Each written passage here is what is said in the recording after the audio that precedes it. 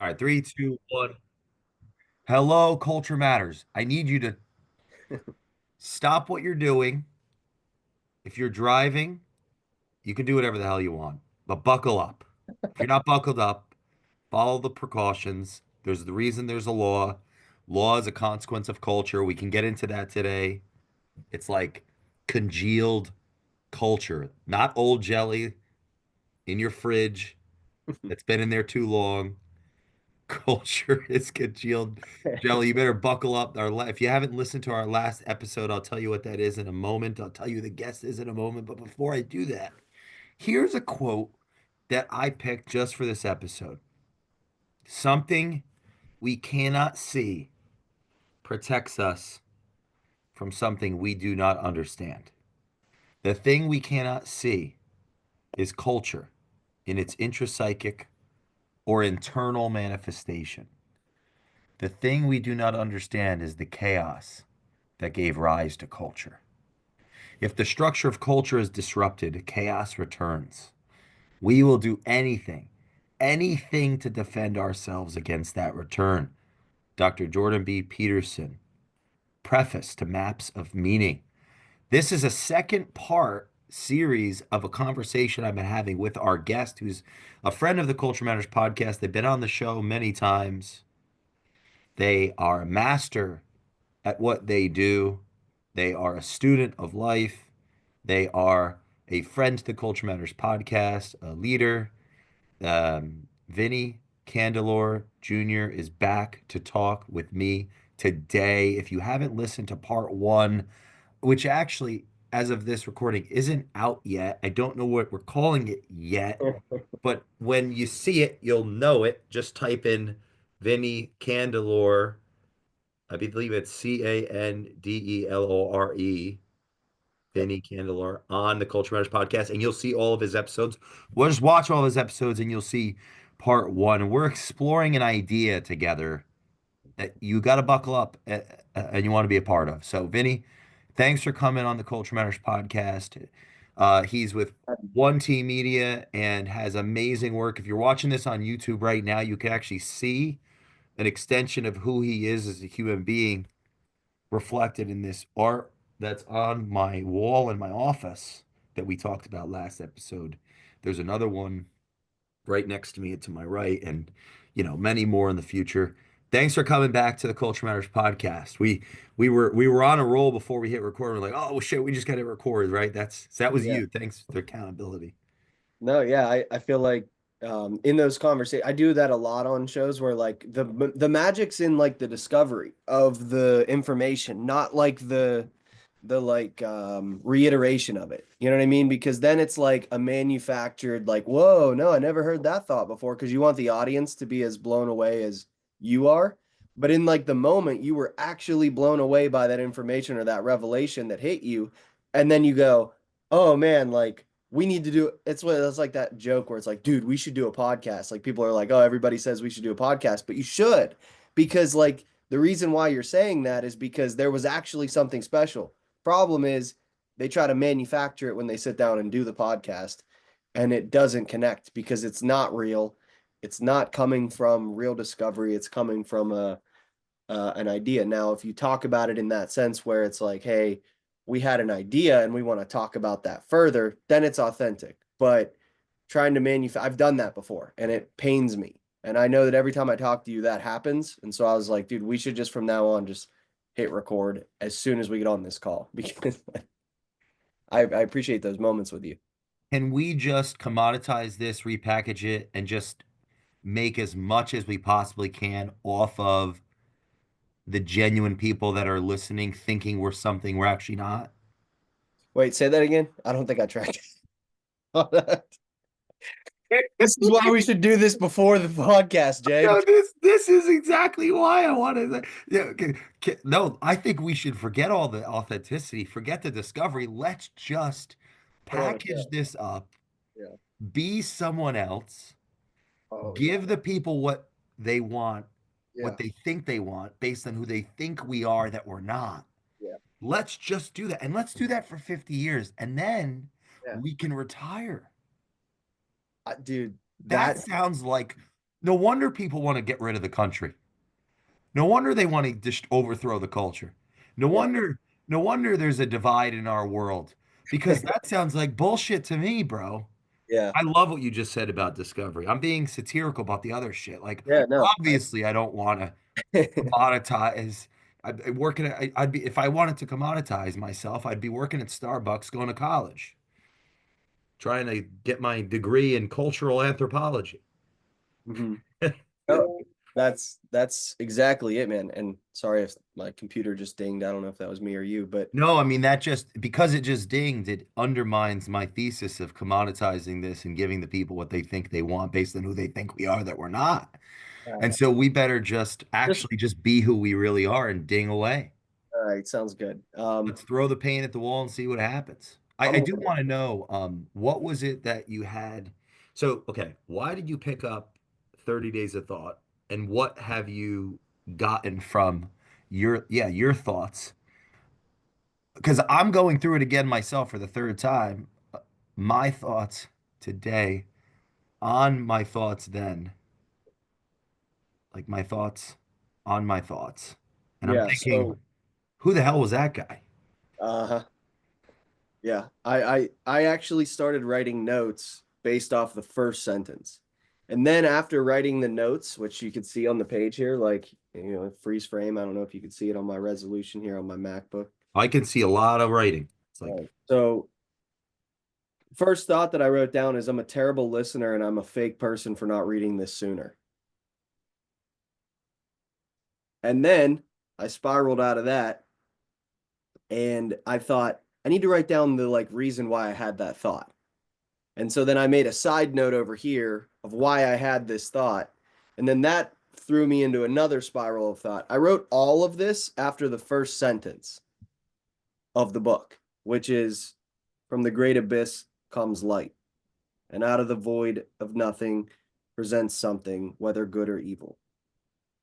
And the reason I think I felt like, you know, guilt in that moment is because I had a conversation with you like maybe a summer, like not this past summer, but the summer before at one of the events where you spoke and you talked about staring into the abyss and being careful with that because the abyss stares back. That's actually one of the lines that are in the one of the other side of the painting behind you, the other one. And so there's a lot of like things that I heard you say or emotions that it made me feel while listening to you talk that I put into those paintings. But I think if I would have read the book, I would have had a clearer understanding on what you meant by that. Because hmm. like for me, it kind of like depressed me, to be honest. It was like stare into the abyss and like that's just it. It doesn't go away. It's just abyss. It's just darkness forever. Whereas first line in your book is from the great abyss comes light. So the reason that I've been running from the abyss is because I don't know that that's where the light comes from. And like then I challenge that with like the first line in the book. And but I do know that to my core. I do believe that to my core. But it's like I don't trust that about myself. I don't trust that there's light in the darkness sometimes. And so all that to say, getting started here, man, like I've dove into this. My goal is to read through this completely while we're doing these series of build-ups. Depending on how many you want to do, obviously. This is like a 30-day thing. So um, you know, my goal is to go through this in the next 30 days and document it as well as I go through it. I've only read the introduction so far. And then that will allow me to build off of your information that you're, researching on Dr. Peterson. And then my goal is to find the bridge between if I can study you during this time and lean on you to tell me what you're learning about. I don't want to study Dr. Peterson because, I mean I do, but I want to do it with you, you know, someone who's been doing it longer than me. So I also put a note on here that I need to buy this book for my Aunt Jenny. So don't let me forget that I got to buy a book for my Aunt Jenny. She asked me about it when I was reading it. Amen. Well, she's more than welcome to dive in. I So the audience follows. We're here originally because Vinny has taken on the responsibility to paint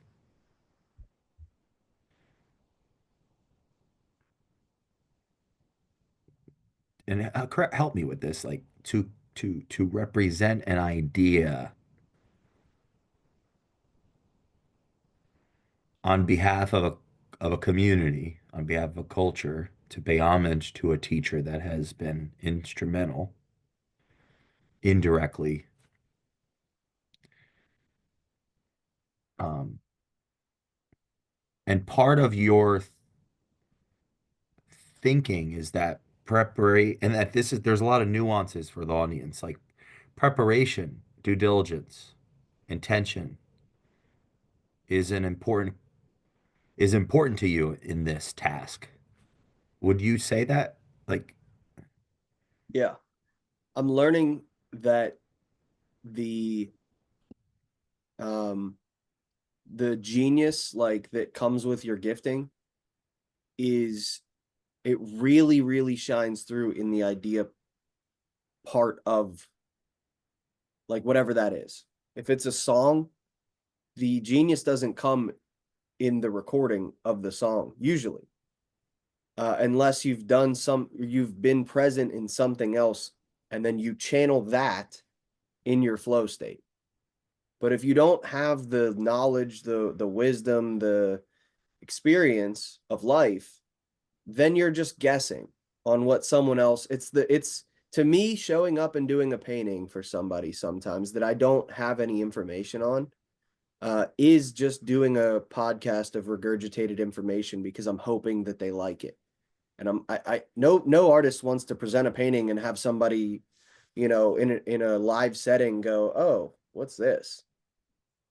That's like a embarrassment thing. But at the same time, like that is kind of what I want now, is like the manufactured painting of, whatever that thing is that's obvious, that like it's like on the nose for them, and it's like, you know, a speed painting that gets flipped upside down at the end and everybody goes crazy. Like those moments are the expected.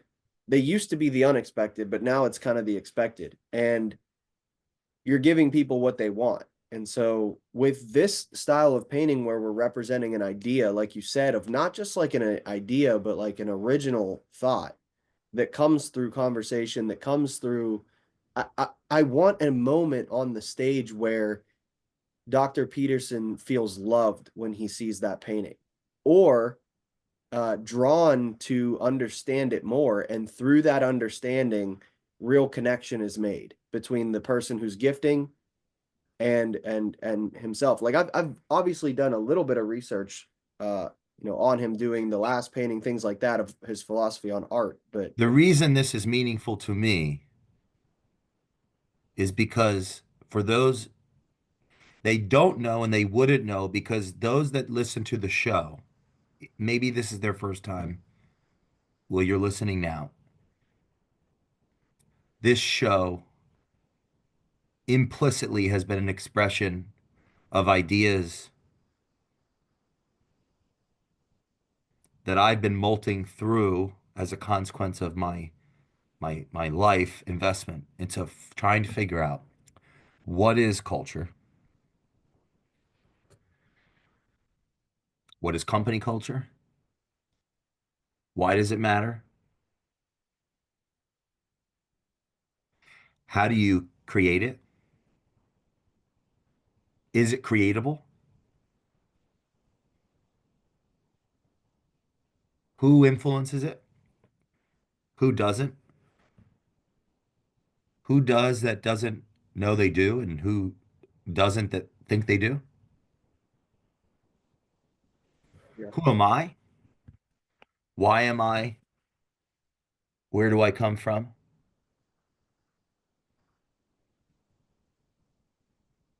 who created me.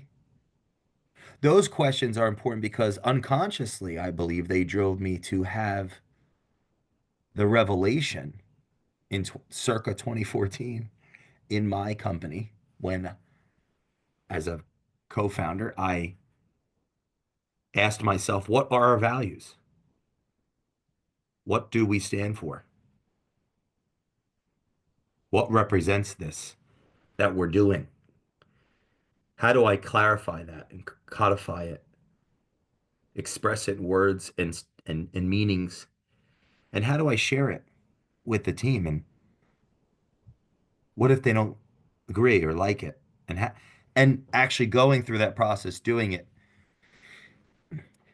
being fed back information that, well, hey, we don't give a fuck about this, and why do should we care? And overcoming those objections, not from tyranny, but through love. Like Dan, yeah, you're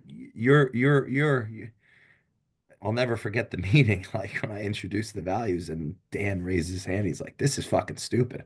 And I said, dude, it makes sense that you'd feel that way. Like, I, I didn't have this idea until I read this book, Mm. Uncontainable, about the values of the Container Store and the seven founding principles that undergirded the unbelievable success of this organization's that mission was to be help people get more organized. Can you give me an opportunity to share these with us, with you? He said, yeah.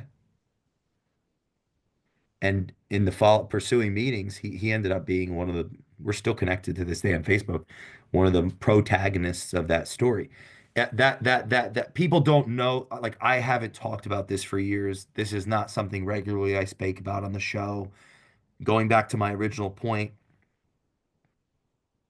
part of what this show is in is expression of me acting out answers that I've accumulated from those questions I just posed about what is culture? Why does it matter? Who can you create it? Is it creatable? And then the part about me as a human being for those that don't know my story, having been, you know, I literally don't know my parents. I don't have a relationship with them. I was saved by my foster mother who chose and then kept me. Unconsciously, I think those deep questions, those personal questions, when they came in combination with my first ultimately investment and as a co-founder, capital raiser, minority major, like a consultant, advisor, investment banker of that first business before Culture Matters. It's that entrepreneurial milieu and that unconscious narrative, autobiography, as Nietzsche put it, came together, and I found my calling Mm. as a teacher, Yeah. which is helping culture matter. Yeah. And where that brings us together on this show is you are participating in paying homage to one of my teachers, one of my living teachers, having collected about 200 living and deceased teachers from Yeah. books and physical mentors and paid advisors and unpaid advisors or unpaid mentors and role models, all the people I've collected. One of them in particular, circa 3 years into Culture Matters revelation, LLC creation, not yet owning the trademark. I remember David coming after me for the trademark. It's my trademark. We Culture Matters. We reconciled and worked something out, and I was able to get at from David. Um, the ethics director at Lockheed Martin sold me the trademark in years ago. After seeing me proselytize that culture mattered. 3 years into my career, trying to make culture matter, way before the podcast, way before like companies took this idea seriously. One of the influences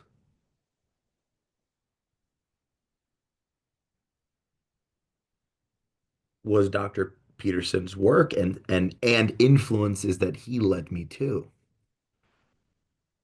Hmm. like the existentialist philosophers. Maps of Meaning was a book that I would see on Amazon because I was reading voraciously. Reading's been a solace. That's a place I've gone under pressure, under angst to search for answers. I've always been who I am and what I am to founders. I've always been that. Before Fusion was Duran Consulting. Before that, uh, it's how I led when I had the job that I had managing a team of salespeople. Um, it's who I am. It's what I am. I found that in that brand, in those meetings, in that book, in that process of figuring out what the values are.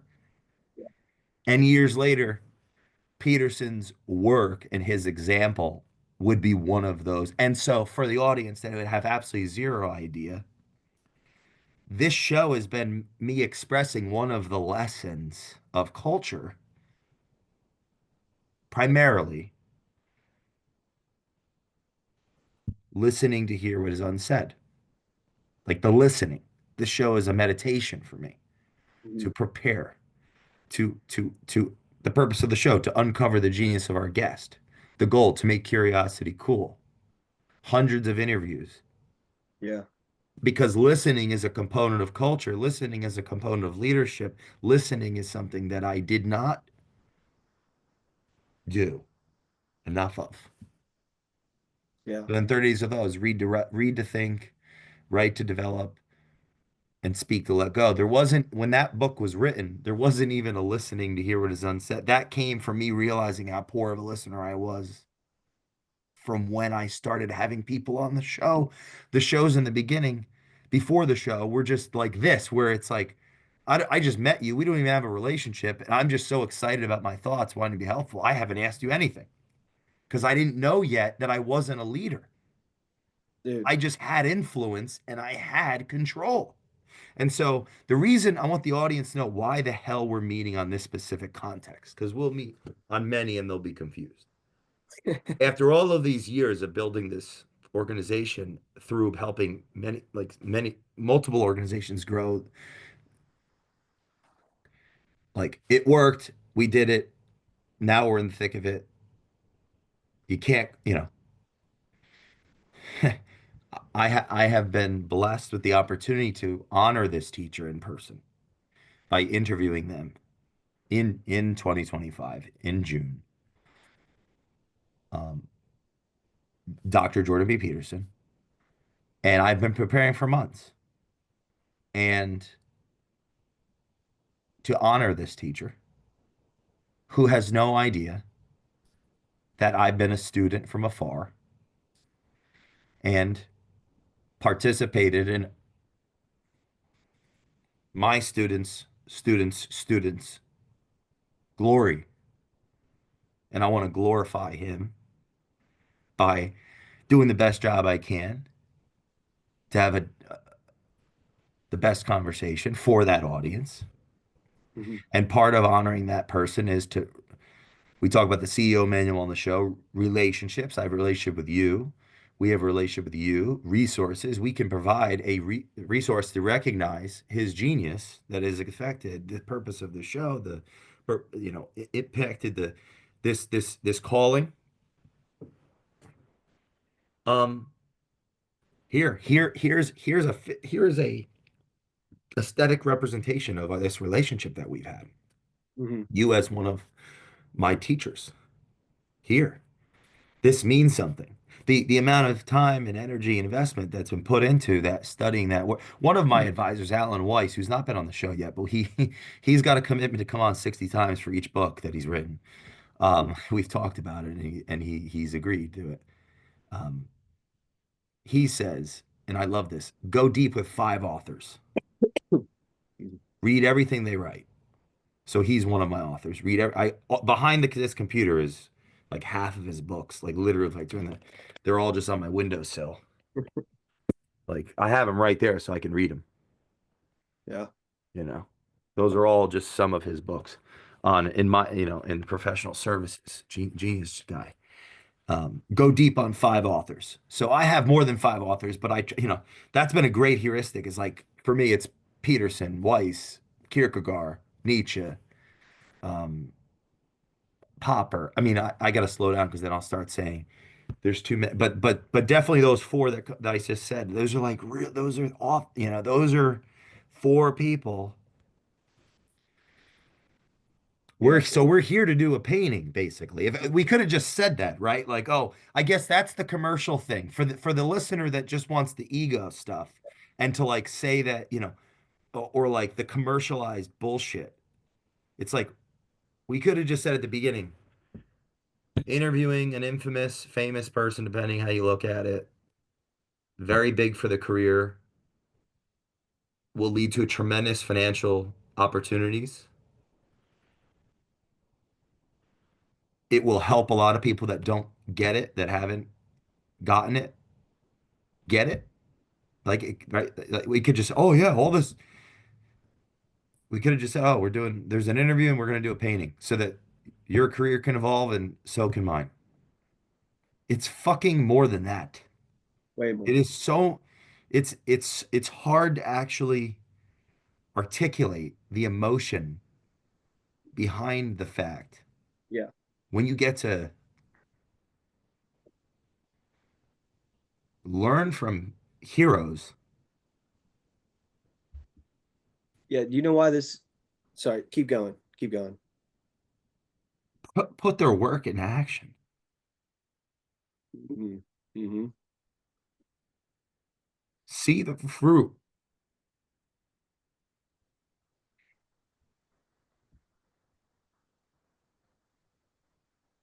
And then, maybe even tell them.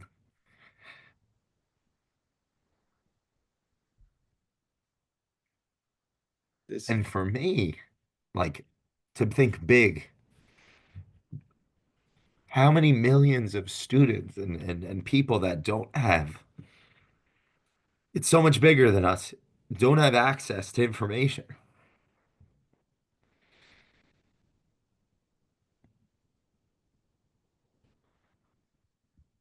They didn't get the opportunity to go to school. Yeah.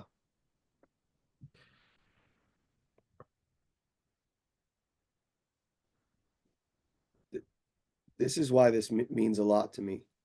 Is because it's not because it's for Dr. Peterson. The reason that I wanted to like that's one thing I want to make very clear here. And it's like, oh, of course you're saying that. Like, no, I genuinely mean this from the bottom of my heart. Like the reason that I want to document these conversations is not to highlight that I'm doing a painting for Dr. Peterson. Like the reason I want to highlight these is because of you. Like you're presenting this painting. I know what he means for you, to you. I don't know 100. I don't know 100% of that, and that's what I'm hoping to understand a little bit more. And every time I talk to you on this podcast, I get more clarity on what that means to you, the depth of it. So that's what this is for. It's to honor the moment that God's presenting us with to step into in the fullest way possible because I know how much it matters to you. And that's culture because you've shown me that. You've shown me like what it looks like to forgive people. You've shown me what it looks like to trust people. Um, and you've not just shown me that directly. You and I don't really have a lot of conversations about that. You've shown me that through the people that you work with because they show me that. And I know that like those people struggle with the same things I'm struggling with.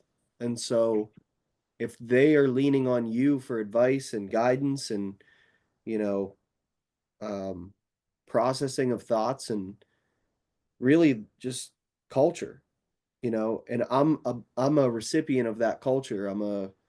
I get to live and work on myself because of the way I see others working on their self and facing that darkness that's inside of them, to pull the light out. You know, I know that that influence I feel in my life comes from you, and I know that this man that you're presenting this painting to is one of those people that's helped bring that light out in you. And so this is a big moment. This isn't about, you know, pursuing clout or, a badge of honor. Like this is, I made a video recently, and obviously when this drops, the video I made will have already come out. But I talk about like working with major brands and corporations and things like that. And people always go on and like, oh, how cool is it that you've done cleats for Steelers or, how cool is it that you get to interview at athletes, or how cool is it that you get to do a painting for, Tom Brady, whoever it is. Those are amazing opportunities. Um, but they're fleeting. Like they're very fleeting. And my goal is to make them not so fleeting, to like enjoy the process that leads up. It's not just about the moment where you get to shake Tom Brady's hand or someone's hand and say like, "Man, I have um I've loved what you did and here's what I'm giving you based off of that." It's like I love what you did, and because of that, it affected my life to the point where like I was willing to get on a call at 6 a.m. on a Saturday morning and talk to my friend who's on the other side of, you know, the country, and not the other side, I'm up top, you're down bottom, but like for the listeners. But yeah, I mean it's like it's deeper than just the moment where it's like I'm on stage with Dr. Peterson. And I think that that's something people struggle with because they know that it's not about that moment. But when you're in that moment, everybody is hyping up that it's about that moment. But it's that's just the like the fruit of the light. Like if he didn't affect your life and change your life in such a deep, impactful way, you're not sitting there because he's affected several other lives. But I this is bigger than part of what I, it would be, I think, vital to represent is the fact that I am one of millions and millions of students. My emotional and relational response to this individual who more so represents an idea of the mentee and the mentor, this human idea that when broken and separated is one of the preconditions of undermining culture, of undermining freedom, of undermining thoughtfulness, of undermining love and passion and compassion and responsibility. And you know, we're representing something important to human beings. Okay, listen, I was something really caught up earlier on this. What if people don't have an opportunity for the information? One of the larger mission of the academy, that online academy, the Peterson Academy I'm enrolled in, and other guests of the show are enrolled in, is for 100 million people worldwide to have access to information they otherwise wouldn't have access to. To get in the absence of the if I didn't listen to 12 almost 12,000 hours of Audible and read hundreds and hundreds of books, I'm not here. I'm somewhere else, probably darker. I'm in a bar. yeah, I'm monetizing OnlyFans, selling pictures of my feet. I have great feet. yeah. That's been the Fire him feedback. up, dude. Nah, a little weird. Get this only. Like I go extreme quick. Like I'm a piece. I'm potentially commoditized my being. Yeah, Someone who made mistakes young, yeah, who did not pursue higher education when that was. This is how I know that was part of my future because it's what I do. It's what I've done with my life. yeah. So there's I love who this knows stuff. how many people in the world. Yeah, So it's so much bigger than us because just it's like, all right, this is the information.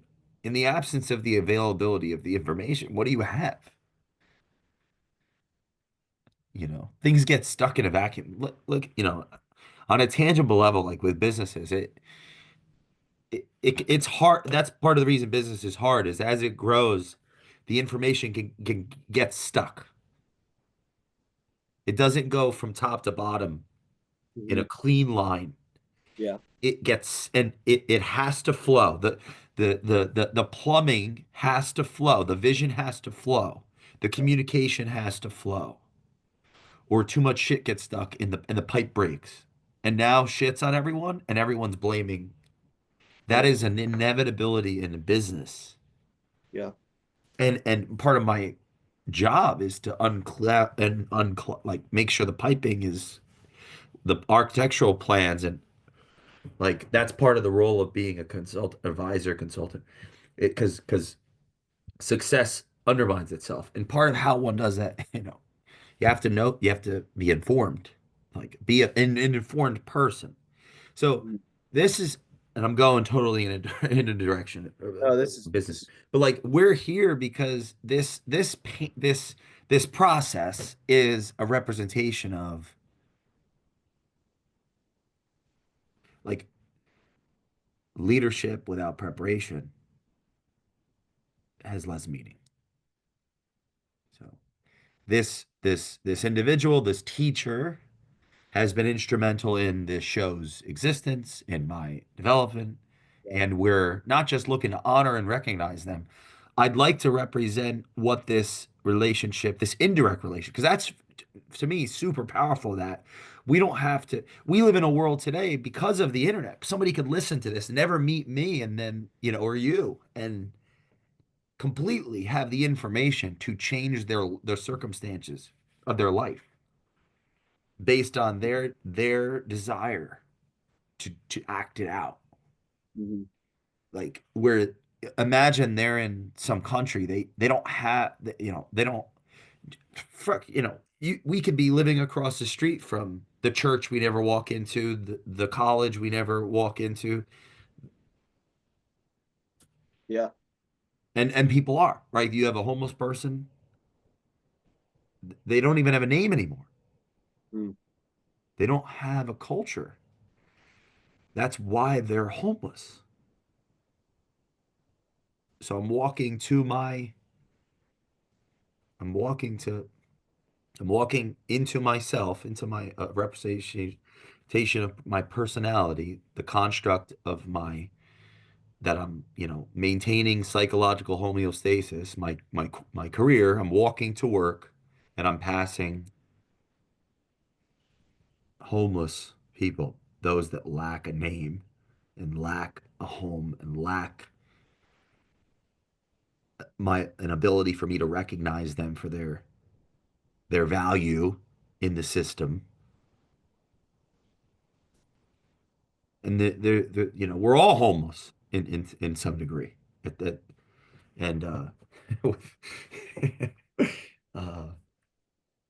this is about the millions and millions of people that might not have, that are alone. Like they don't have mentor. They're not. They're the mentor mentee dichotomy is one of the things that this is about. We're all a mentee to someone and a mentor to another. Mhm. Yeah. Yeah. I immediately just think of like myself and what like the doubt that I've had of myself trying to pull myself from the abyss. And I think about like if I didn't like it all started by leaning into the gift. COVID happens, life slows down. I have a new house, a new baby. I basically am like losing what I was building, in another state to move back to Pittsburgh. We talked about it a little bit on on the New Year's Lollapalooza Yeah, the New Year's Eve painting Lollapalooza. behind me. My camera's backwards. I'm not dyslexic here, but um, we talked about that, and then in that time during COVID, I sat like right where literally right where I'm sitting. I used to have a desk here in the corner, and I built a company based off of me just painting stuff that I liked. And I had no idea where that was going. And the immense pressure from my family, loved ones who genuinely just were worried about me. Like, what are you doing? Like, this is your plan? Like you're not gonna go everyone's hiring for remote work from home jobs right now. Like, why don't you just get one of those. And I remember just sitting here like contemplating that, going, well, I can, but I have time to think now. And in that time of thought, I want to paint, and I want to do the thing that like allows, because when I'm painting, there's something that happens where everything else just kind of goes away. Like I don't think about, I put on like a song, or like I put on a movie or whatever, but like halfway through, like once I get into the painting, I'm not even listening to that stuff anymore. Like I'm just like, or sometimes like recently, now that I'm okay with my thoughts, I'll sit in silence and paint. And like sometimes that's my most, you know, happy times, like joyful times. And so I remember sitting here and being like, I don't know why I'm supposed to do this, but I know that in my spirit, like I'm supposed to be doing paintings of Mm. whatever people will pay me to do. And I'll find meaning in but it's not about the painting I was doing. It was about the thoughts that I was having while I was doing the painting, the questions I allowed myself to ask about my beliefs, my faith, my, you know, my circumstances, you know, sitting here in this empty, dark basement, um, you know, with like $3 in your bank account and a mortgage is like, and the only way to pay for it is, you know, if I have a pair of shoes that someone shipped me to paint, you know, it's that's terrifying. And then you really start unpacking why you're doing it, and I genuinely can say that the only thing that kept me doing it was the fear that I would just go my whole, if I took that, if I had just went that route, the easy route to just make the paycheck, sit at home, sit on Zoom calls, and like, you know, not that there's anything wrong with that. That was a phase in my life that was very impactful. Like I had a job, I've done the work, I've done the like, you know, things in my past, but like God was telling me, call it whatever you will, something was calling me to do that. And so I couldn't ignore it and be okay. I would just be tormented if I ignored it. And so I did it, and it worked, and it connected me with resources like yourself, resources like Brian, resources like, you know, and I call it resources, but like that's what it was to me at the time, because at the time that's what I was looking for, was resources. And then those resources, when, you know, I come in and I go like, what's culture matters? And it's like, oh, you're not a resource, like this is a relationship, like I actually care about this person. And you know, I think everything in my life had been pretty transactional up to that point. And you guys forced me to like, you didn't force me to, I want to correct that. You didn't force me to fix that, but you said if you want to stay here, you have to. And I'll never forget the first time I got caught like in a white lie at this in this venture, and it was the stupidest little white lie, like it, but it just like ripped my soul out of my body, because I got called for it, like to Oh, my face. Shout out to Mike Hugiem. He called love me them. to my Yeah. face about a lie that was like, to me it was what I like knew to do in my life up to this point. It was early on.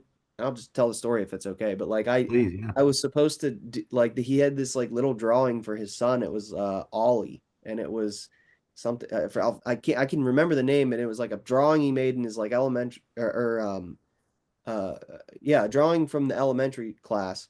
And they wanted to like send this Ollie drawing in different places to see whose Ollie could go the furthest place. And so Mike brought this drawing to Pittsburgh, and I was like, well, we're gonna go do a podcast down in Pittsburgh at my, I had a studio downtown at the time before the studio at one team was built out. And so I went to go there.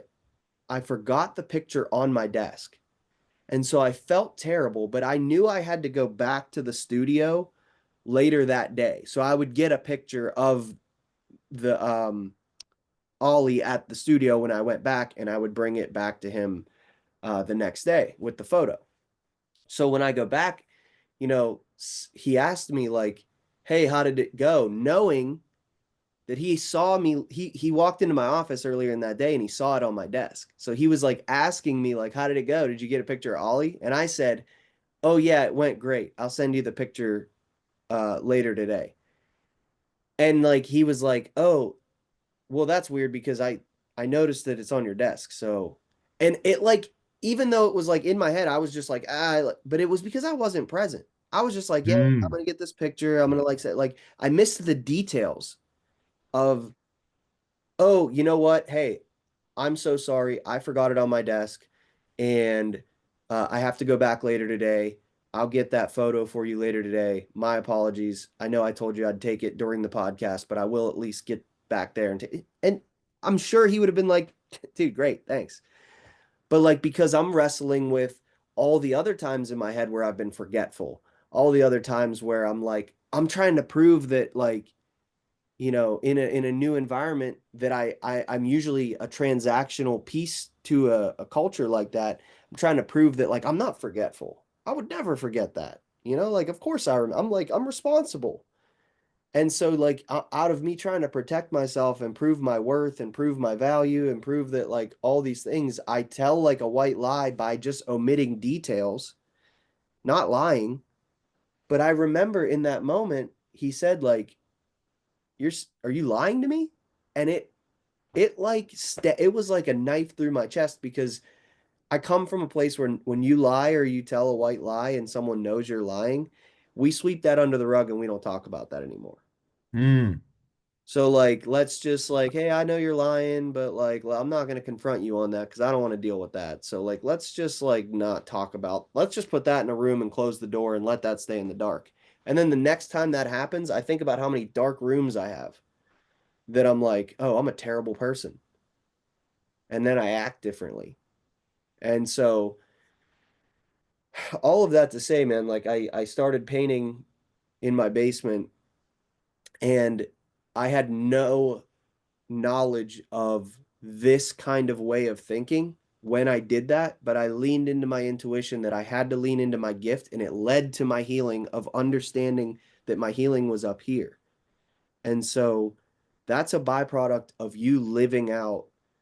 So thank you. And it's an honor to be on these calls with you. And I don't mean that in a way like, because now I get to give that to the people in my life. My mom's upstairs right now watching my little boy and my little girl. And that's a blessing to me. Like she needs me. Mm. And like, I want to be there for her.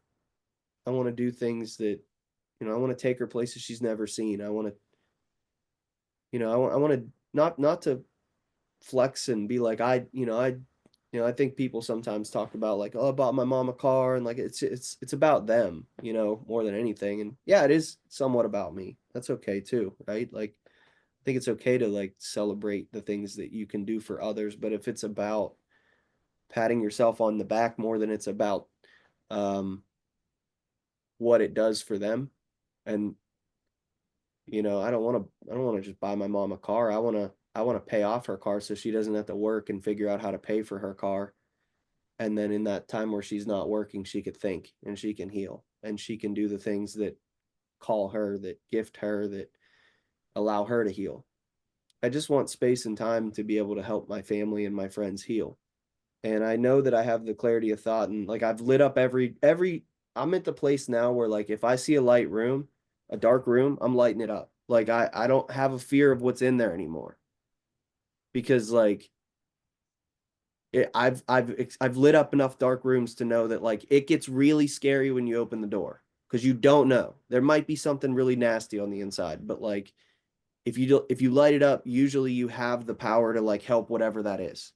And usually it's just me sitting in there like crying. Like it's another version of myself. Like, why'd you leave me here?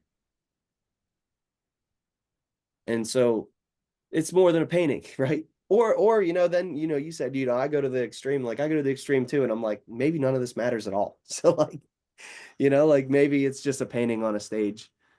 Um, but I can't feel all of this. I can't see the way it moves you and chalk that up to none of it matters because it does. And that's why we're talking. That's why I'm excited to do this piece. And one other thing, and I'll throw it back to you because I've been like going on forever here, and I appreciate this. This is definitely more than just therapy. So bill me for this if uh if you so choose to. But the one video that I think that the reason I think these conversations matter is I watched Dr. Peterson talk about like be careful about, I don't know if he said be careful. I would love to go back and find the video, but it was a lecture and he said something about accepting art from artists. Just be careful and make sure you know about the artist because you're accepting a piece of them into your life when you accept their art. And so I listened to that when I was doing the painting for him, the first one we did in Tampa at TCS. And I also had that in the back of my mind too, where I'm like, he's not going to just accept this like a stranger that he knows nothing about. Because if I'm dark and tormented and twisted and I don't live for like lighting up dark rooms, I actually like to go into rooms and shut people's light off so that I can be the person on the stage and he accepts that art into his home. Now that energy's in his house. I mean, it's capsulated into a painting. And again, it either all matters or none of it does. I don't think that there's like an in between. I think it either all matters or it doesn't. And so I want to choose to live in the world where it all matters. And so that energy behind that piece matters. And so this series could potentially even be a way for, you know, I think I'm dreaming pretty crazy to think that Dr. Peterson would watch this series of interviews, but I think that there's a day in the future where uh, you're on a similar platform as he is in the world. And I think that he will see these. And I hope that he knows every time he walks past that painting that we gift him that he's reminded that there's other people in this world that are trying to light up darkness the way he is.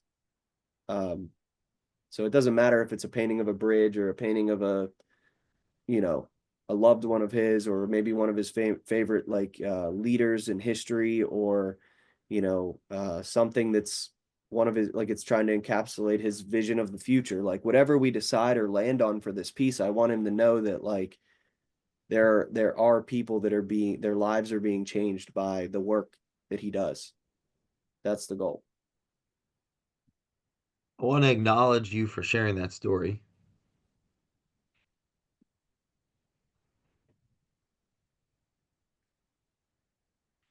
You said, I want to live in a world where it all matters. I think if we can accomplish that,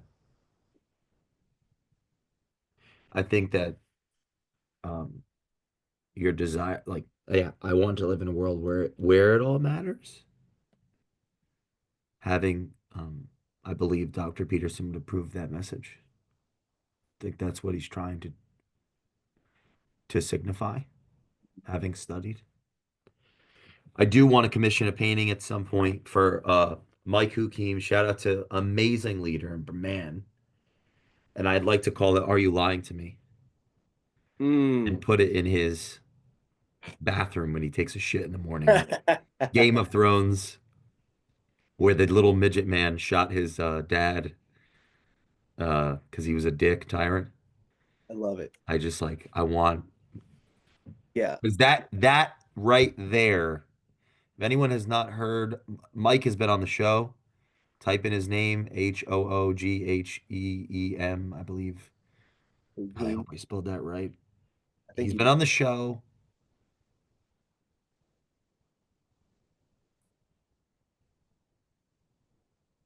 That is leadership at such a high level. Very, I need to acknowledge that. And you sharing that story, I think is it says everything about who you are and who you're becoming, and very admirable. And but like our listeners that listened, we have guests on all the time talk about leadership, but that is leadership. That is leadership, and I want to acknowledge him for that. He's been on the show, and that is a very important relationship example. Yeah, and I Uh, don't really work aligned with him a lot. Like he comes into town, We share big picture concepts and ideas. We celebrate TCS events. We celebrate holidays as TPG, the pavement group. And so, like, I'm kind of a stranger in that realm to him. For him to call me like that was just, it changed my life. It genuinely did. That is integrity. Yeah. And in the spirit of integrity, I want to share this because, in the part two here to start diving in a little bit about, because, yeah, like you said, who is Dr. Peterson, the psychologist, the clinician, the teacher, some of his students in the recent biblical series. It's called not Exodus, the the Gospels. One of the gentlemen, I got some of his books. Horowitz. He's like a really amazing author. He called him a psychopomp. We'll talk about that, what that means. One of his former students called him a psychopomp. Um, Infamous, famous, like pundit, you know, of the representative of the zeitgeist of our times. But as also the thesis, right, undergirding this, immense popularity and immense recognition, immense dialogue on, like I said, in some questioning and kind of not taking the time to learn more deeply based on the news clippings and others students worldwide having really done things of value from that relationship.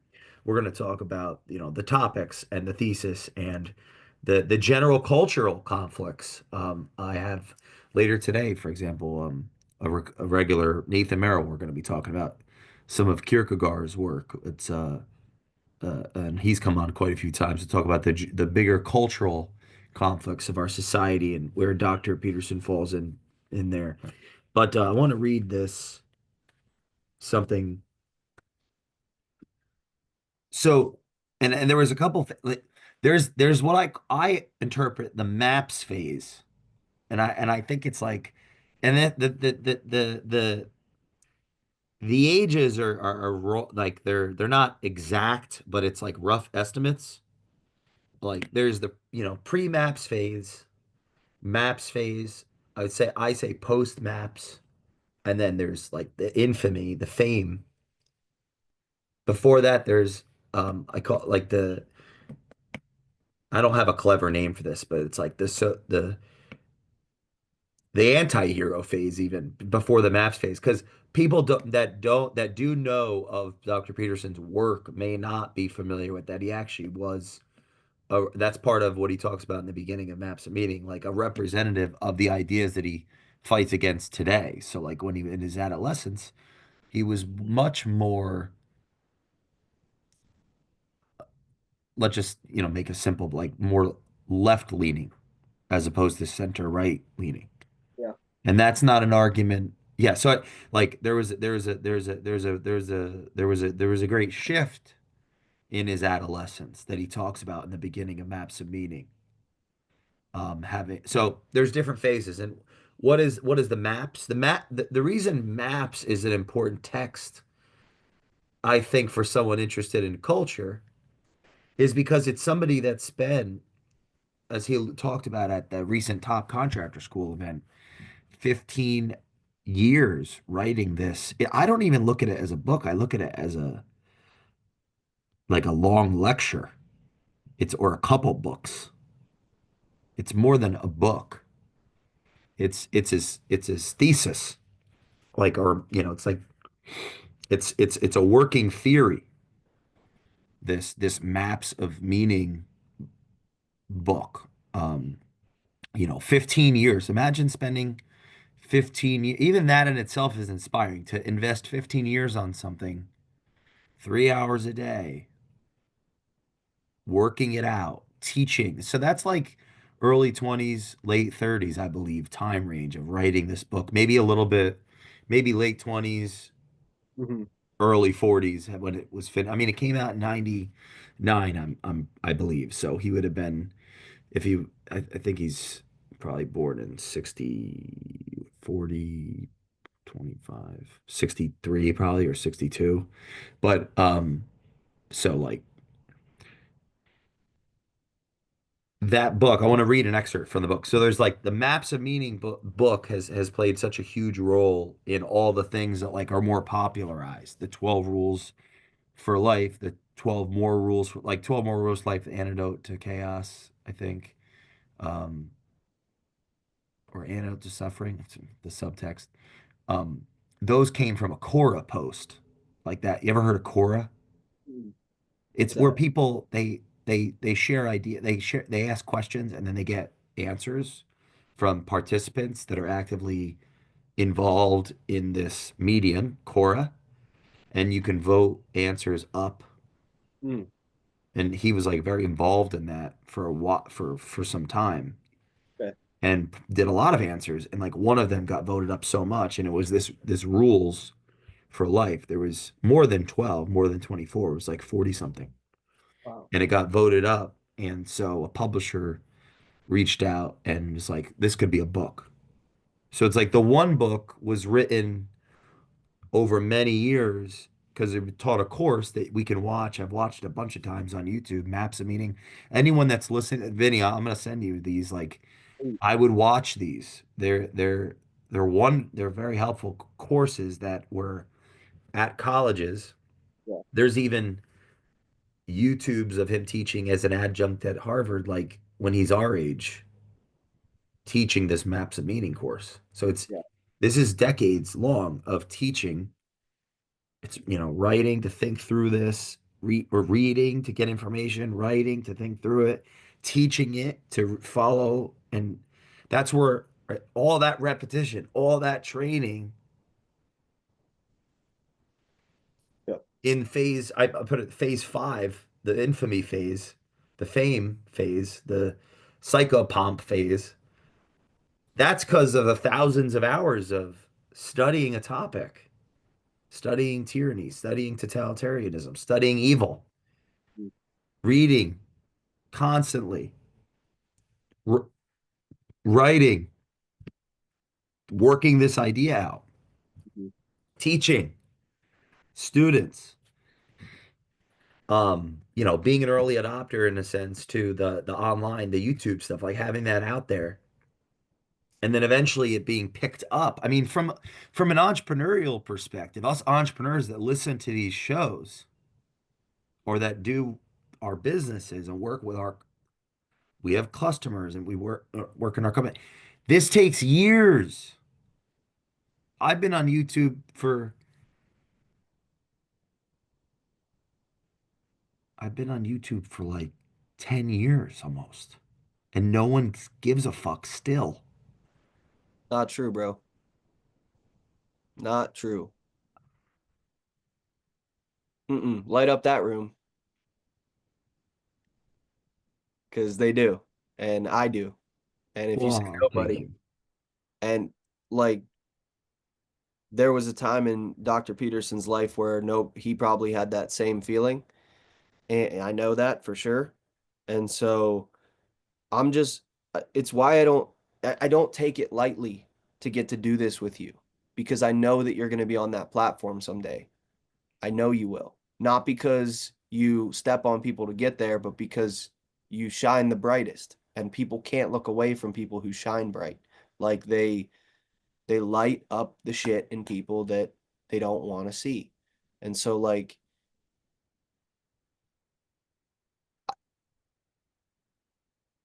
I'm just choosing to not suppress Thank you. and I'm choosing to step into these moments and I think man like because of your show, because of what you've started, because of the work you do, we're having this conversation. So I just had to stop that thought. Thank you. Yeah, don't let me lie to myself. Yeah, people care. Um, If you're listening to this right now and you haven't subscribed or you haven't left a comment on any of these videos and you haven't done anything, like you haven't sent an episode to somebody, like just show this man you love him, share it, not because he's asking or begging for that. He's just trying to help the world, and I see that, and I'm gonna do the same. So I'm gonna buy a book, 30 Days of Thought from my Aunt Jenny, and then yeah, we're just gonna keep spreading the light, man. And hopefully this painting is part of that. I appreciate that. Sure, I brother.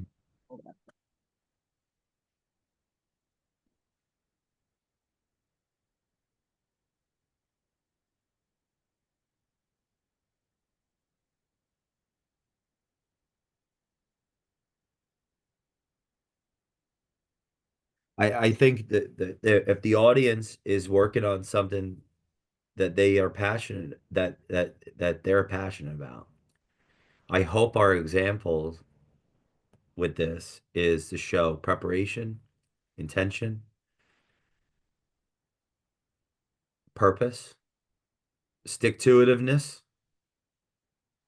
I don't take it lightly when you say people care. The people that I know care, like my mom is proud of me. Um, and that it's funny. I remember like I was at Brian likes to tell this story, and I like that he likes to tell it. We were at Del Frisco's the first time we met, and he's like, I had like four Red Bulls. He's like, well, you have like 2,000 videos on your YouTube channel, and there's no views. It's like, why are you doing it? And I like very manically was like, for me, like with the crazy eyes, Yeah. and and I think the key is, and this is 2000, maybe 17, I think, this is like a while ago. And the audience shouldn't quit if they really they it's gonna take time. And I think one of the lessons we can get from someone that is why we're having the show is they are inspiring to me because they were in their spirit chasing answers to questions that matter to them around what evil is as you know, as a college student that went from, and this is all, I want to give Vinny as much information about them and what they study so that he can operate in his genius, right? So if you're listening to this, that is the main reason we were meeting on this. And so, like, moving a major from thinking about being a law student or being political science leaning, like studying political science, to moving to psychology and studying evil and doing their dissertation on alcoholism and going super in the new book I really recommend. It was really wonderful. I just finished it. We Who Struggle with God, the new book by Dr. Peterson. It's like 507 pages or something of just story and alliteration and dissection of these amazing biblical stories, like boom, boom, things I've never even been exposed to. I haven't read the Bible cover to cover, and it made me want to because it was that well developed and telling these stories of Adam and Eve and like Yeah. you know the Abraham and Moses and all that, and making it practical and useful and in there, talking about writing the dissertation and early in his academic career on alcoholism and going really really deep on that topic, ended up branching out. Like you go really deep on a topic, so deep and so focused that you end up, it kind of it branches out to all these other things that you end up having to learn and study to get a better understanding of that one thing. Yeah. And even that idea is a Mm. profound idea for someone that is like attempting to be a master at their craft, because how easy is it? And I often observe this not only in myself, but of those that found businesses. Confucius said, "Man who chases two rabbits catches neither." Mm. To be so reactive and opportunistic Yeah. that nothing gets done. And the magnifying glass over the newspaper in the hot sun never burns Mm. because it's moving around too much. That's in, he goes in. So, like early in the career, it was, let's go from political science because that was a passion, like, uh, that Dr. Peterson, like early on in, this, there's a great book that I have to get the title. It's a unauthorized biography of him that's really good. And the author was talking about how early on he was thinking about, why people do bad things, getting very emotional, because if he started reading very, very young and being taught by his father how to read very, very young, and the emotion around, thinking of these bigger issues in the world very, very young and why they happen and what their causes are. So like maybe that was part of the reason that it was more of a political science major, more of a, how can I change the world kind of thing. And was much more socialist in the thing in his thinking, and much more collectivist in his thinking. And it was spending time with these people that it was two things: spending time with people that were of those ideas, that their life wasn't a life that he'd want to emulate, and it was spending time around more conservative oriented. I'm not saying this to like impress upon anybody how they should think. Right. I'm just trying to share with you this person's journey. So you just revealed something for me there too. Like I can relate to him. I was definitely, and I'm not a super politically charged person. I've never have been. I just voted for the first time in any election this past election. Oh, congratulations. That's a big deal. And I did, that was a decision. It wasn't out of laziness. Like it was just, I didn't want to play the game for a long time in my life. Um, and you know, I, man, I think I grew up leaning a lot more, like you said, like I saw the poor, I saw the like hurt in the world, but I was part of it. So you become a victim. You become, well, we don't have power, is what you tell yourself. Like, well, I can't ever change that. I can't change the world. I can't change. So like I may as well just, make the best of it and just bitch about the things that I can't change because none of us can change it. What Dr. Peterson does is Hmm. keep power back to the poor and allows them to decide like what am I a victim of. And um I had to make that decision, and in that midst during COVID, that's why I said like I was willing to ask the questions, like because the organization that I was a part of before COVID was very left leaning and still is to this day. So I went into that though not because I was already left leaning as well, and I found people that I identified with. I went into that because they wanted me to paint their wall, and I went and I painted their wall, and I did creative stuff for them, and then I developed a relationship with them because at the end of the day, we all want the same thing. We all want happiness and joy and peace and understanding of who you are and all those things. And so I've formed real relationships with these people. And I still have those relationships to this day that with our like I mean I was entrenched in a leadership role in a very left leaning organization. And I didn't believe a lot of the things um that came from the stage, but I believed in the people. Hmm. And so um I feel like I do have that ability to bridge the gap because I've been submerged in that as far like I mean as far deep in that as you can go without giving yourself over to those ideas.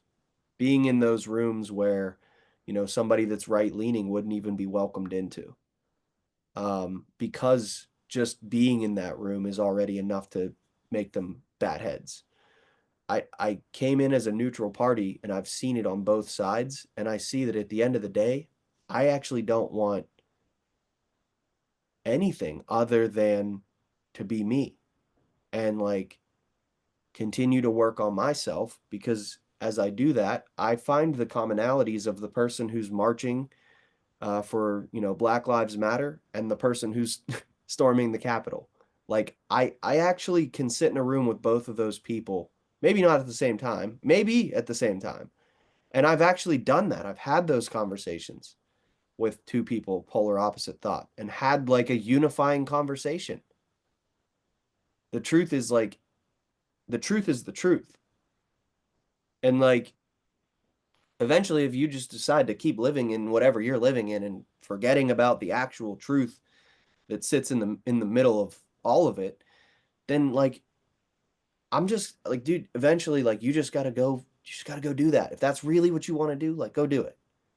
But like I don't know if this is making any sense, but I can relate to like being in those environments where maybe I don't identify with the actual Well, like. this is extremely valuable to the conversation because part of what a curiosity of Dr. Peterson's early work was, why do people believe what they believe? Like, what is belief? What does it actually mean when someone says, I believe this? Mhm. What is that? Yeah, I learned that a lot. That was a lot of people don't know other than they're just like, I'm gonna say I believe this and I hope all the answers get dumped in my lap. And like, And I think early on, there was some, at whatever level of decision, I'm going to move from, I'm going to make the world better by helping an individual as well as myself. I'm speaking on right. my interpretation of his behalf right now in the career of in his career Hmm.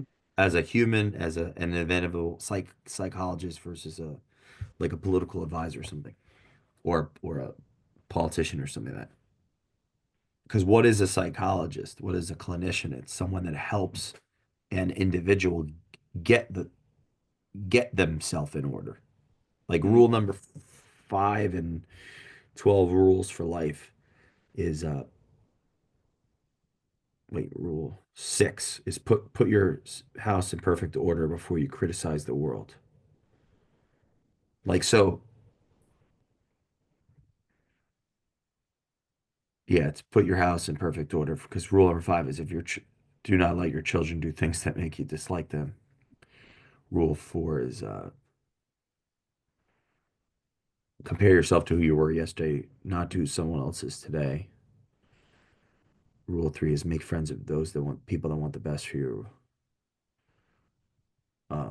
Rule 6, put your house in perfect order before you criticize the world. I think there was an looking at these two parties in that autobiographical sense, that anecdotal sense, seeing the types of people that in this particular case he was around that acted out that ideology. Like I don't want that life, and seeing other people that he did admire, um, in looking at the world through a different lens. Maybe his way of helping the world was to help one person at a time across from him get their shit together. Mm. That's part of what a clinical psychologist does. As an advisor and a consultant of organizations and an advisor to leaders, that's part of what my job, which is where this, right, this value of this one of many influences that I've leveraged to be a better utility to business culture, right? That's what one does. A clinician is helping a person actually put their life in order. The psychology. They're not just therapy where they're just listening. They're also going to help the person do things that increase their standing in society, that lower the inclinations to destroy their life, the lower the anxieties, and increase individual integration, increase, put them together, like Humpty Dumpty, like put the pieces together, and they do. And so I think, and he's done, in his career 40,000 plus hours of that, and or something like that. And so I think part of the motivation to move into the psychological realm would have been not only to get his shit together, but to make the world better, right? It's that idea of like going deep on something and then Yep. all of this, like going all the way deep on that one person, you might actually impact the whole world. And that's been a theme in part of what, all these tens of millions of people that are following this message of personal responsibility, right?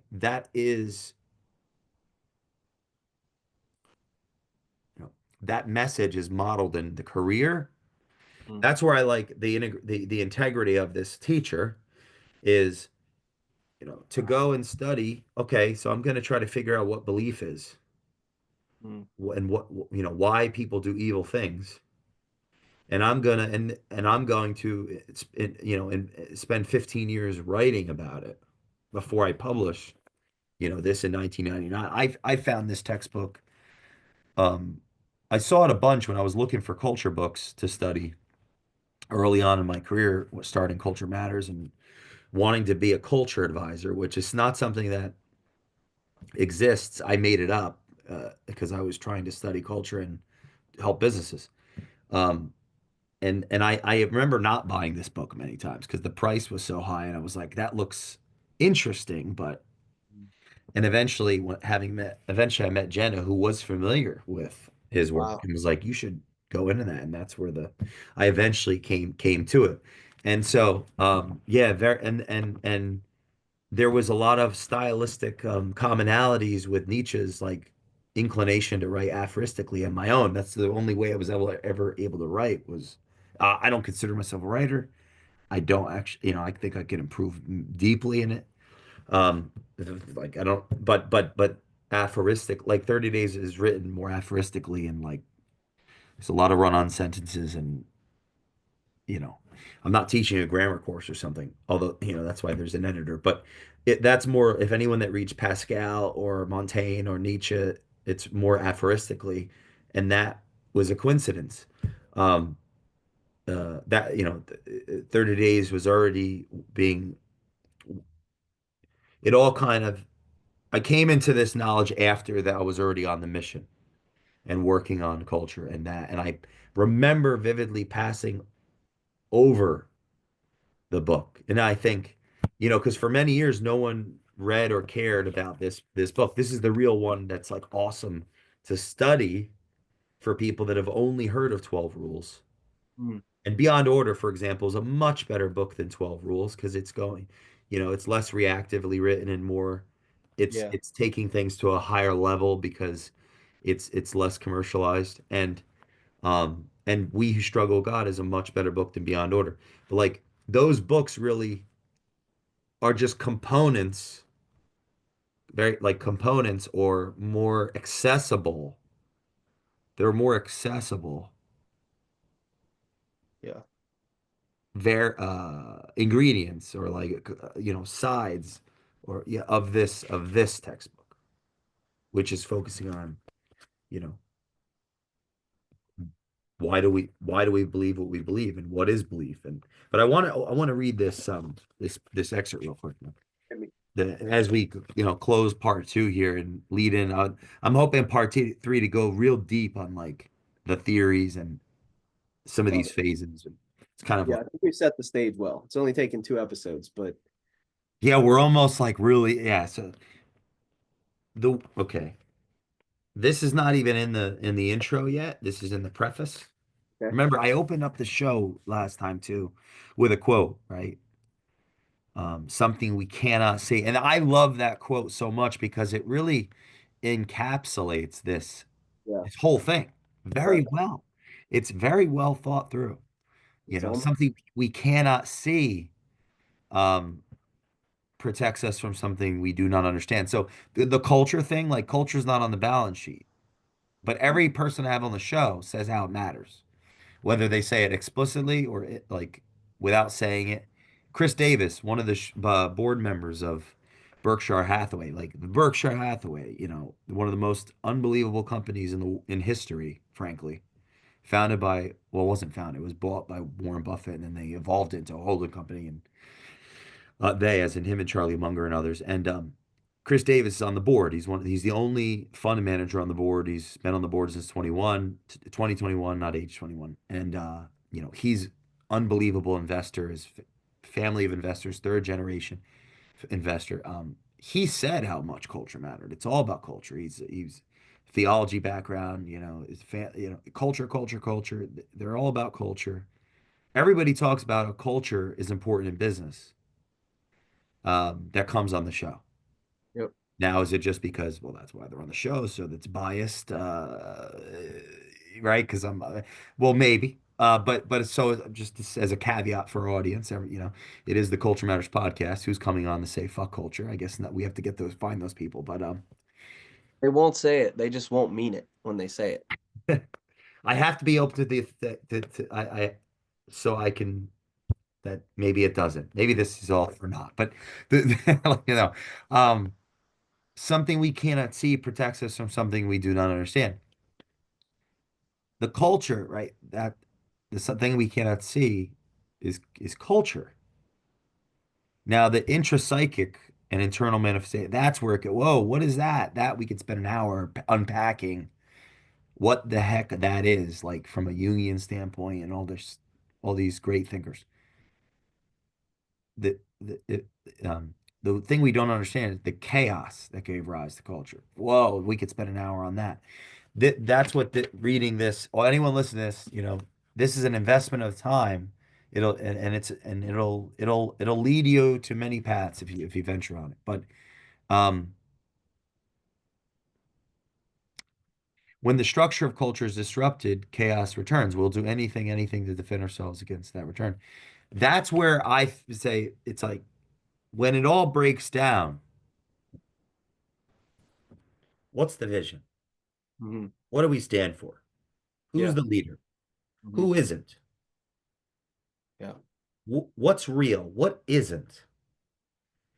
That's where people start eating each other.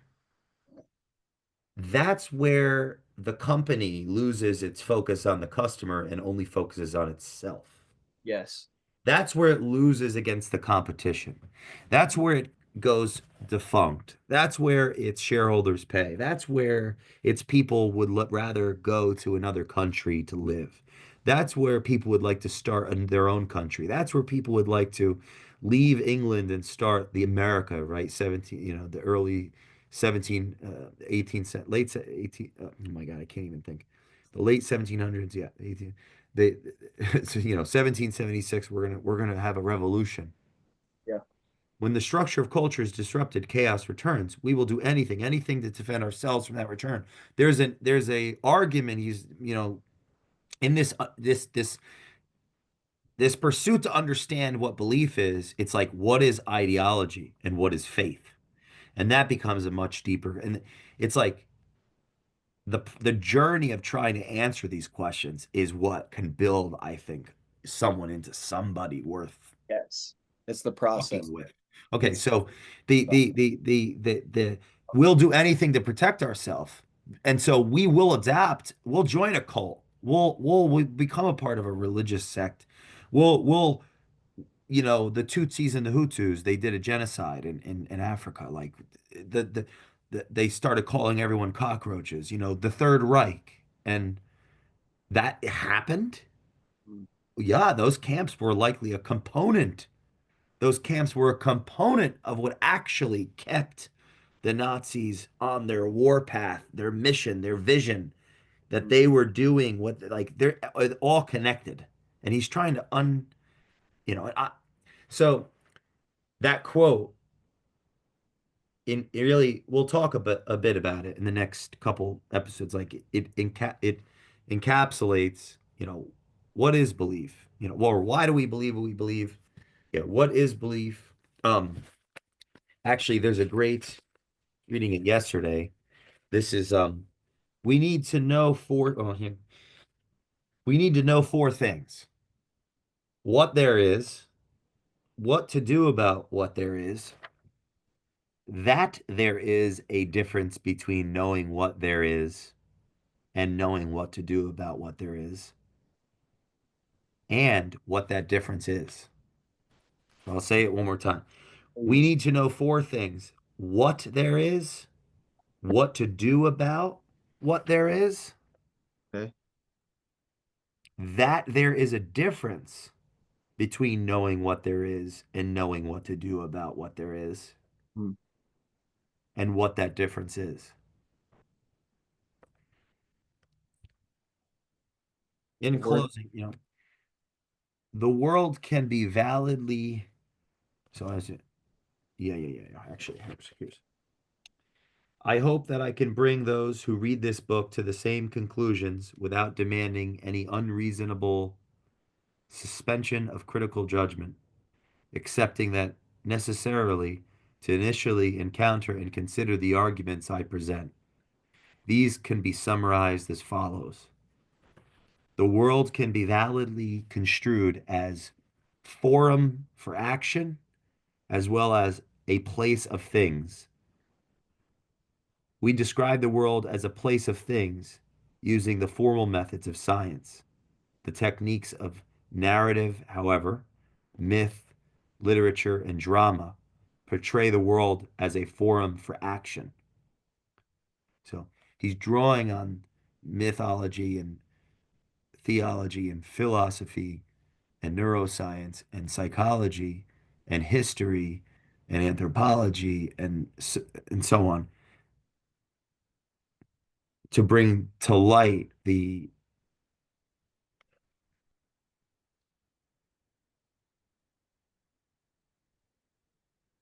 we can learn a lot about our species, our civilization, ourselves as individuals, our place in the universe, and how to actually function hospitably and cooperatively and Yeah. constructively as we represent and discover, like you said in the beginning of the episode, the future as a representation of ourselves and our potential from studying and taking very seriously myth and religion and ourselves ultimately, and that things do matter and can matter and should matter, right? There's what is and what should be, and he goes and breaks it down like a lot of work into figuring that out. And that process of trying to figure out what this person was very curious about is a very well, we'll be talking about that in the coming.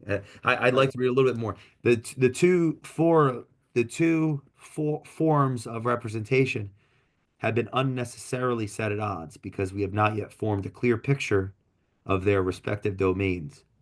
The domain of the former is the objective world, what is, from the perspective of intersubjective perception, like me, and intersubjective, I subjectively project the world and what actually is, and there's a relationship there. The domain of the latter is the world of value, what is and what should be, from the perspective of emotion and action. So, he spent years studying the brain and studying individuals, right, as a clinician and studying the brain and what's behind motivation, what's behind emotion, how do we actually work, and how does the inner workings of our nature respond and react and interact with the environment, people, and things. Hmm. Um, the world as form for action is composed essentially of three constituent elements, which tend to manifest themselves in typical patterns of metaphoric representation. First is explored territory, the Great Mother, nature, creative and destructive, source and final resting place of all determinate things. Second is explored territory, the Great Father, culture, protective and tyrannical, cumulative, ancestral wisdom.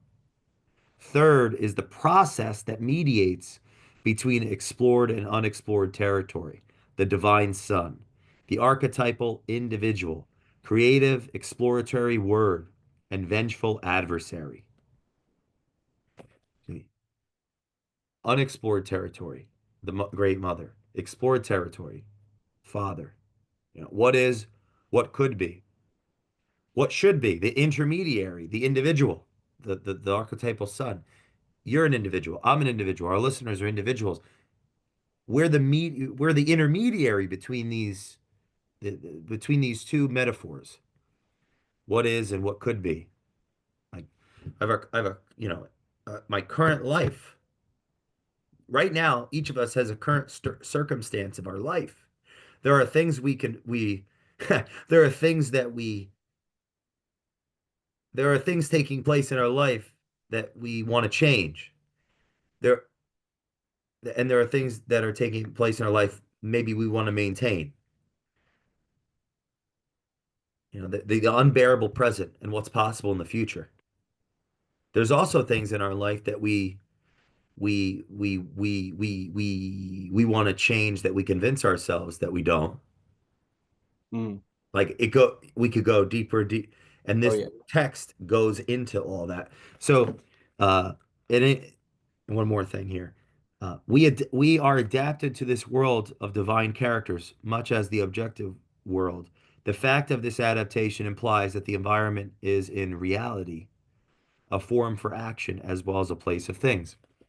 And through breaking down various like very old myths, stories, interpreting them and representing them, and going deep into the neuroscience of individuals, um, Dr. Peterson is attempting to make this argument for that forum for action and the value of value and values that we are, that meaning representing machines and things. The reality has meaning, and on a very practical level, you look at like a book like The 12 Rules for Life. Um, stand up straight with your shoulders back, like rule one. Rule two, um, imagine, wait, did I was thinking about Beyond Order. I'm getting like scattered. Well, now Beyond Order, imagine who you could be and aim single-mindedly at that.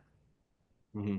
So if I stand up straight with my shoulders back and I take myself a little bit more seriously, not arrogantly, but Yeah. I can make a change. I can make a difference in this company. I can add value. Hmm. This is who I could be. Yeah. I don't, you did it earlier when you said, I wasn't, I wasn't, this is how I interpret. I wasn't yet secure in my environment. So I took the path of least resistance with a superior. And in hindsight, I, I, could have and would today address the unbearable present. Oh, I forgot this. Hmm. Oh, 100%. I was, With how I saw it happen in actuality,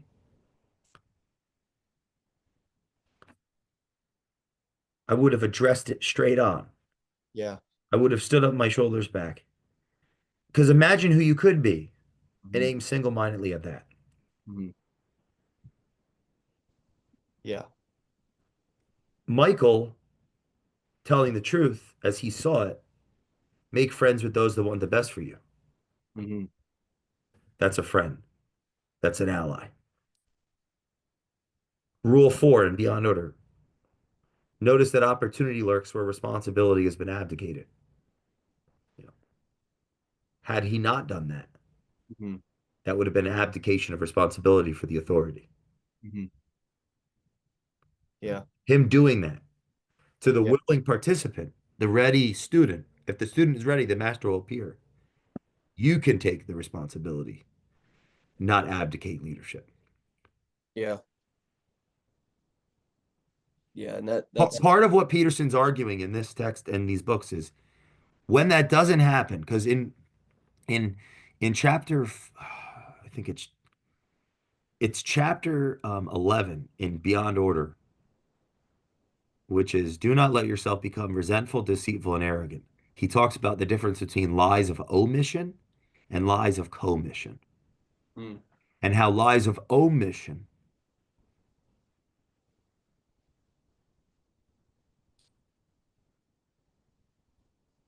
that's what sows the seeds of the destruction of the culture.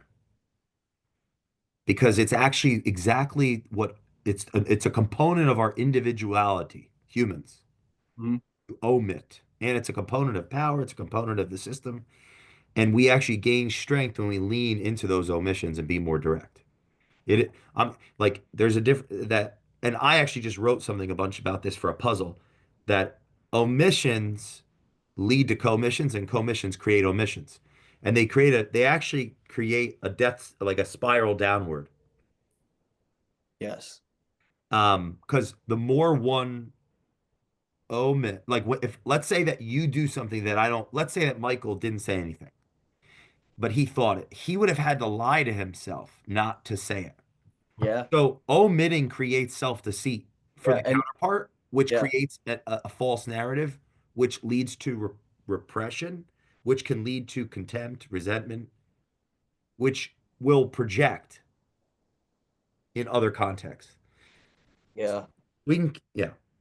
Dude. All of this is why we're here, because this teacher of psychology is one of the many influences that I've had to use to be less of a piece of shit and and a better advisor, a better capitalist. That's it. Because this is all just about money and power and Yeah. no, but yes, Adam Smith. Well, dude, I mean, money and power is like it's got a negative um, taste. I guess like a poor taste when you've never had either of those things. So as long as, what I'm realizing though is that someone will possess those things and because they're things. And so I'm just trying to use my gift to make sure that the people who possess those things are the right people who need those, like who deserve those things because they're going to make the world a better place with those things. And I want to say one more thing before we close up. I said earlier that like I'm not afraid to light up dark rooms anymore. That's straight cap. I'm terrified to light up the dark room. I just have a little bit more experience doing it now over the past few years. So like I just want to, I don't want to That's be, awesome. well, I'm like someone who's like, oh, I don't, like, I don't fear anything anymore, dude. And then as soon as someone's like, well, what about that thing in your life? And I'm like, you know, so I think that's normal too. So if you're listening and like, I definitely have a lot of fear around that. I'm So gonna finish with the last of the remainder here, and I'm gonna tell our audience go listen to part one and stay tuned because we're going deep. There's more work to be done. Unprotected exposure to unexplored territory produces fear. The individual is protected from such fear as a consequence of ritual imitation of the Great Father, as a consequence of the adoption of group identity, which restricts the meaning of things and confers predictability on social interactions. Remember when I talked about, what are we doing? Like, what's the vision? What's the mission? What are we doing? Who are our customers? In mhm. the absence of all that clarity, Yeah. thing, now we're just in a state of anxiety. Hmm. Identification with the group is made absolute, however, when everything has to be controlled, when the unknown is no longer allowed to exist, the creative exploratory process that updates the group can no longer manifest itself. That's where, when you have the absence of culture, an absence of what's the vision, what are we doing, why are we doing it, how are we doing it, what are we not doing, things go for chaos for a long time. And then what happens? Oh, well, let's overly control everything. Hmm. Yeah. Now we went from too much chaos and not enough order to too much order to respond to not Chaos. enough order that led to too much chaos. This okay, and this is a part of life and like this way, business. I like this. Business is like a social experiment because it's like people are in a people are relating to one another as they endeavor into these unknowns because we have a vision of what we're building, Right. you know, and we're a bunch of people, but we're going into the unknown together. So, you know, what is our group identity? What do we stand for? Why do we stand for it? Who's on first? Who's on third? What's their job? What's their description? Are they doing it? Are they aren't? Why? Why not? Why are they here? Why aren't they? Where are they? All of that has to be answered so we can go into the unknown and fight the dragon, get the treasure. Uh, When everything has to be controlled, when the unknown is no longer allowed to exist, the creative exploratory process that updates the group can no longer manifest itself. This restriction of adaptive capacity dramatically increases the probability of social aggression. Mm, Now there's infighting. Now there's unnecessary conflict. Now there's a witch hunt. mm, Rejection of the unknown is tantamount to identification with the devil, mm, the mythological counterpart and eternal adversary of the world creating exploratory hero. Such rejection and identification is a consequence of Luciferian pride, which mm, states, all that I know is all that is necessary to know. mm, I know everything. I have all the answers. No one knows anything. I'm the best. Stop talking. Don't want to know what you have to say. This pride is totalitarian assumption of omniscience. Those in positions of authority, influence, and power, we do this when we are insecure. mhm. We are insecure of the Yeah. future position. And it's our job to to rise above it so that we can integrate and bring everyone together and focus on the future because the future is unknown. This and this is include the pride is totalitarian assumption of omniscience. Oh, I just read that. Is the adoption of God's place by reason is something that inevitably generates a state of personal and social being indistinguishable from hell. This hell develops because creative exploration is impossible without humble acknowledgement of the unknown, constitutes the process that constructs and maintains the protective, adaptive structure that gives life much of its acceptable meaning. Identification with the devil amplifies the dangers inherent in group identification, which tends of its own accord towards pathological stultification. Loyalty to personal interest, subjective meaning, can serve as an antidote to the overwhelming temptation constantly posed by the possibility of denying anomaly. Personal interest, subjective meaning, reveals itself at the juncture of explored and unexplored territory and is indicative of participation in the process that ensures continued healthy individual and societal adaptation. We have to go into the unknown together.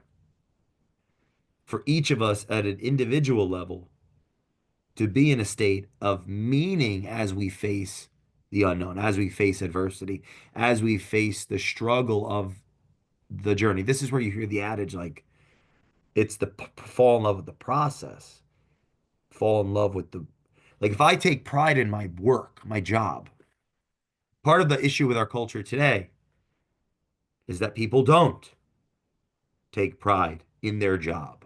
Yeah. The narratives are telling us at every side of the way we should just feel overbroke. We're not enough. The employees are told that they're not enough if they're an employee. The entrepreneurs are told they're not enough if they're working in their business. Yeah. Everyone is told that they're not enough unless they are something that doesn't exist, which is someone that's abdicated their responsibility Mm, to someone else. We live in a culture of lies, deceiving us to think we should be somewhere else, be doing something else, be someone we're not, and we can't be closer to hell, essentially. Like this false, everyone's confused. This has been a theme on my, like the employees, the employees want to be entrepreneurs, the entrepreneurs want to be kings and queens, and the entrepreneurs need to be of service, and the employees need to be proud. Like it's a general like conflict in our culture today. The younger generation is more self-aware than the older generation. The mm, older generation has more responsibility. Their irresponsibility, their lack of awareness and empathy and ability to communicate responsibility down, and the greater awareness and hubris as a consequence of just inexperience of our generation. Sure. Yeah. Because if I don't respect my father, I'm not going to listen to him. And I believe metaphorical, like that is our culture, old and young, is at conflict because the young is more aware, more Yeah. information, more access, less ability to respond to the world yet. Yeah. Yeah. The old is more able to respond, but less aware. Oh, it's like, and it's totally a That. clusterfuck. So, wow, Sorry, man. I we feel got to go. I'm ready to like I'm ready to jump on this painting now. Like, Start. Let's go. I want to see stick figures. all right. Next week when we or whenever we record part three, I'm gonna have something started. All right, let's do it, and we'll talk about it. Present the process of it as we go. If you're listening to this podcast, Vinny, how can people follow you? Just the simplest place to see your work and to get involved in all the things that you're doing and leading. Um, Simplest way is my personal Instagram, Vinnie dot Candelore. Sorry. I used to go by Vincent Candelore Jr. I switched it up, make it easier. Vinnie, VINNIE dot Candelore on Instagram. I have links in there to like anywhere else you want to go. If you want to go to my art page that's focused around more of my brand collaborations, things like that.